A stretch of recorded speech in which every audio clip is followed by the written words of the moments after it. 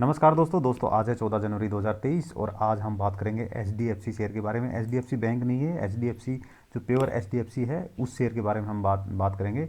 ये हाउसिंग दीवान financial corporation, तो इसी स्टॉक के बारे में हम बात करेंगे। चलिए इसका थोड़ा सा फंडामेंटल भी जान लेते हैं एक बार।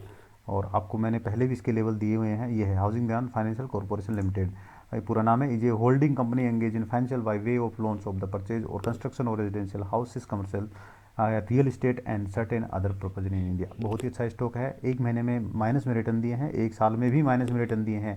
लेकिन जहां मैंने एंट्री बताई थी वहां पे इसने कैसे रिटर्न दी वो जानने वाली बात है, भले ही इसने माइनस में रिटर्न हमें दिए होंगे।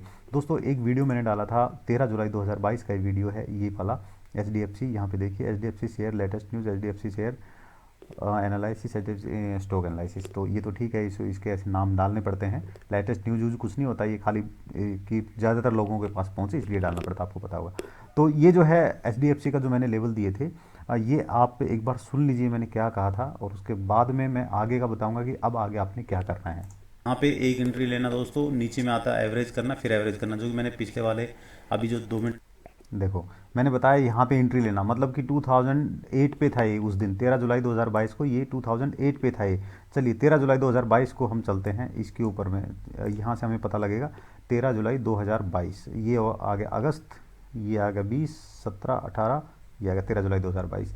ठीक है, तो यहाँ पे था ये, यहाँ पे जी ये नीचे में क्लोज दिया था उस दिन, और दूसरे दिन में आपको यहीं पे मिला था ये स्टॉक। इसका लो देखिए, इसका लो है 2160, और नेक्स्ट डे में भी इसने यहीं पे, मतलब जो एंट्री आपको यहाँ बताई थी वो एग्जैक्ट आपकी एंट्री यहाँ बनी है। हालांकि ये इसका सपोर्ट था 2007 का, यही, लेकिन मैंने यहीं पे आपको एंट्री बता दी थी। ये एग्जैक्ट एंट्री हमें यहाँ पे अभी दिखाई दी है। एक मिनट फिर से देख लेते हैं।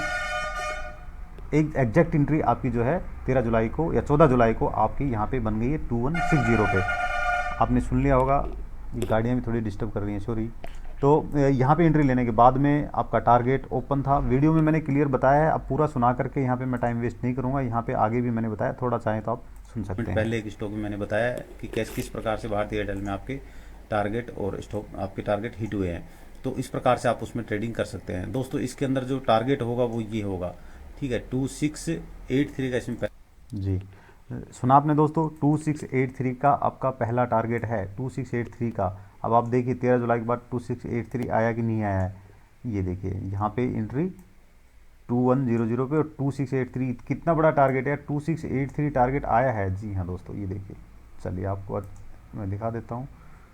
ये तो ऊपर ही चला गया, 2683 तो आएगा, इसमें तो कोई देखने की बात ही नहीं है। ये देखिए 2684 यहीं पे आ गया टारगेट। ठीक है, ये एक्चुअली ये कैंडल था, ये कैंडल था, ये पहले तो ये बना, बाद में बाकी बने। तो यही इसी ने अपना 2683 का यहाँ पे एग्जैक्ट टारगेट दे दिया है। अब आगे क्या करना है वो सुन लीजिए, बाद में मत पछताना कि सर छूट गया था, आपने पहले नहीं बताया। मैं पहले बता देता हूँ आप लोग को इसमें अब क्या करना है।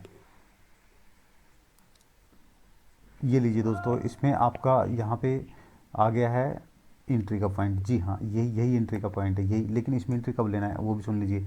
निफ्टी जैसे ही, मैंने निफ्टी का एनालिसिस वीडियो डाल दिया ऑलरेडी, जैसे ही निफ्टी का आपको 20 SMA के ऊपर में क्लोज देती है 2 दिन, इसमें एंट्री बना लेना। चाहे आपको यहाँ मिले, चाहे यहाँ मिले, चाहे यहाँ मिले, चाहे यहाँ मिले, चाहे यहाँ मिले, कहीं भी मिले। टारगेट ये होगा 2934 का। जी हाँ, चाहे कहीं भी एंट्री मिले तो इसमें एंट्री लेना है। इस एरिया में 2700 से लेकर के और 2550 के बीच में, 150 पॉइंट के बीच में कहीं भी एंट्री मिल जाए।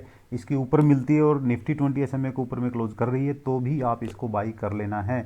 और ये आपका टारगेट होगा पहला, और सेकंड टारगेट फिर इसके ऊपर में 2 दिन क्लोज देगा, फिर बताएंगे आपको जो ऊपर जाएगा तब।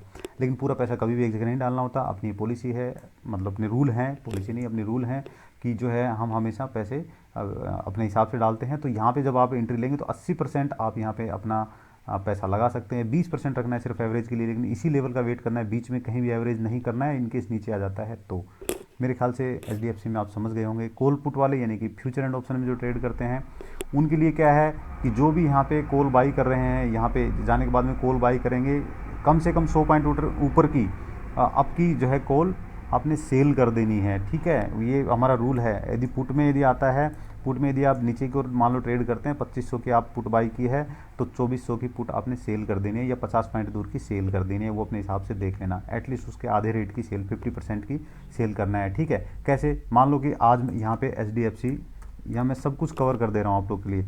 एचडीएफसी इसमें है कि नहीं है,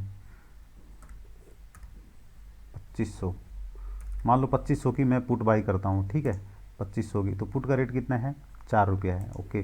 तो मैं सेल कितना करूँगा, 2450 का, ठीक है, 2450 का, उसका रेट देखते हैं कितना है, 2450 का, HDFC का पुट, थोड़ा टाइम लगता है दोस्तों, तो कोई बात नहीं है।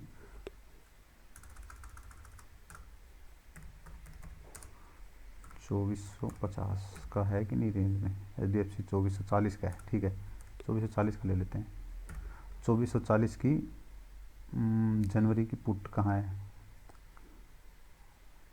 क्यों नहीं आ रही है, 2460 की जनवरी की पुट, ये आ गई, इसको ले लेते हैं। तो इसे आधा रेट का है, तो इसको आप सेल करना है, ठीक है, इसको बाई करना है, इसको सेल करना है। इस तरह से आप अपना हेजिंग कर सकते हैं। सिंपल हेजिंग है, इसमें एडजस्टमेंट भी आपको ज़्यादा करने की ज़रूरत नहीं है, क्योंकि इससे दिस माइनस दिस, बस वही आपका लॉस है, सिंपल है, ठीक है। तो इस तरह से आप ट्रेड कर सकते हो। हेजिंग वगैरह सीखना है तो अपने चैनल पे आ जाइए, आप पेड ग्रुप में आइए, वहाँ सिखा देंगे आप लोग को, जैसा चाहोगे वैसे सिखा देंगे, चाहे इंडेक्स का सीखना है, चाहे इनका अपना स्टॉक्स का सीखना है, और सब सिखा देंगे, कोई दिक्कत नहीं। आप खुद से ट्रेड कर सकते हो, मोर बेटर अपना काम कीजिए, सुनिए सबके, अपने दिल से कीजिए, पैसा फालतू में किसी को देना नहीं है, फीस दे रहे हो किसी को तो पक्का कुछ ना कुछ सीखना है। दोस्तों आज के लिए इतना ही, थैंक यू।